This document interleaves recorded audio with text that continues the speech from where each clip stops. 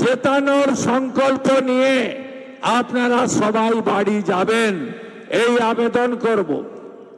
কেন পরিবর্তন আনা দরকার? পরিবর্তন এই জন্য আনা দরকার,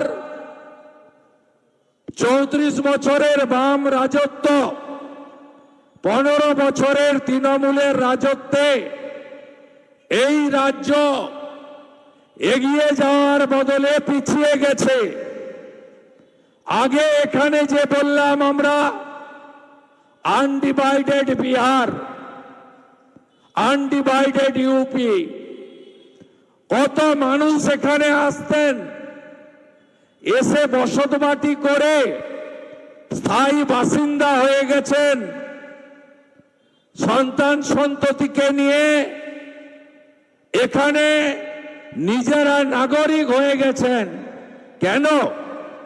তার কারণ চারিদিকে জুট মিল ছিল।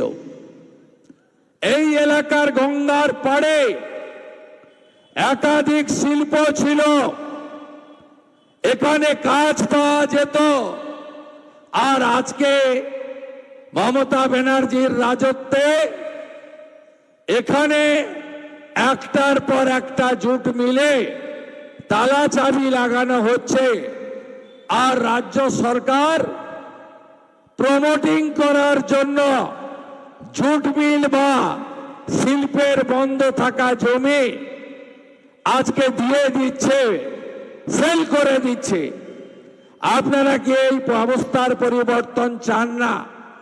নিশ্চয় চান। যদি চান তাহলে ভাটপাড়া থেকে তৃতীয়বারের জন্য ভারতীয় জনতা পার্টিকে জেতাতে হবে। ভারতীয় জনতা পার্টি নরেন্দ্র মোদীজির নেতৃত্বে 20টা রাজ্যে এনডিএ সরকার তৈরি করেছে। আমরা যদি আরো পিছিয়ে যাই তাহলে আপনারা দেখবেন অবিভক্ত বঙ্গ, গৌড়ের রাজা শশাঙ্ক এই বঙ্গ সৃষ্টি করেছিলেন। তারপরে অনেক জল গড়িয়েছে, বিহার হয়ে গেছে, বিহারকে বলা হয় অঙ্গ। উড়িষ্যা হয়েছে, বলা হয় কলিঙ্গ।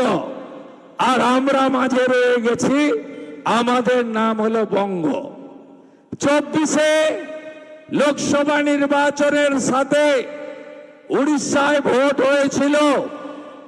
উড়িষ্যায় এই প্রথম ভারতীয় জনতা পার্টি প্রভু জগন্নাথের আশীর্বাদ নিয়ে জয় জগন্নাথ, জয় বলরাম, জয় মাতা সুভদ্রা বলে কলিঙ্গতে আজকে গেরুয়া পতাকা উঠছে।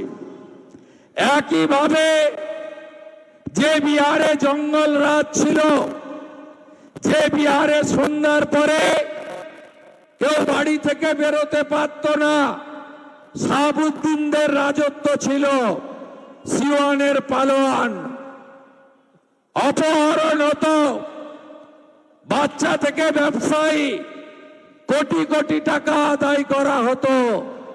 বিহারকে বলা হতো জঙ্গল রাজ চলছে। আর কেউ কেউ মস্করা করে বলতেন সমোসা মে আলু আর বিহার মে লালু। আজকে নীতিশ কুমারজির নেতৃত্বে, নরেন্দ্র মোদীজির নেতৃত্বে বিহারে সুশাসন ফিরে এসেছে, জঙ্গল রাজ খতম হয়েছে। জয় সীতা মাইয়া কি জয় বলে আজকে বিহারে একদম ছক্কা মেরেছে ভাজপা, জেডিইউ, লোজপা। একদম ছক্কা মেরে দিয়েছে।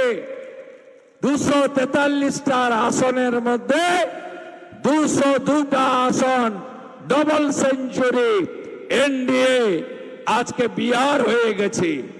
তাই 24-এ জয় জগন্নাথ কলিঙ্গ, 25-এ জয় সীতা মাইয়া কি জয় হয়ে গেছে অঙ্গ। আর এবারে মাতা কালী বলে বঙ্গ জিততে হবে, জয় মা কালী বলে বঙ্গ জিততে হবে। দক্ষিণেশ্বর, কালীঘাট, তারাপীঠের নাম করে আমাদের এবারে বঙ্গ তুলে দিতে হবে পৃথিবীর সর্বশ্রেষ্ঠ জনপ্রিয় নেতা, দেশের প্রধানমন্ত্রী, যিনি পাকিস্তানের ভিতরে একবার নয় ভারতবর্ষের বীর সেনাদের নিয়ে অন্দর ঘুষকে তিনবার মারা, সার্জিক্যাল স্ট্রাইক করেছেন। পহেলগামে বস্ত্র সরিয়ে হিন্দু দেখে কলমা পড়তে না পারার জন্য, হাতে তাগা থাকার জন্য হিন্দুদের মারল। আর আমাদের প্রধানমন্ত্রী সেনাবাহিনীকে ডেকে বললেন, आपको जो मर्जी कर लीजिए, कब करना है, कहां करना है, अब कितना करना है, सब जिम्मेदारी देश का सरकार आपको देता है।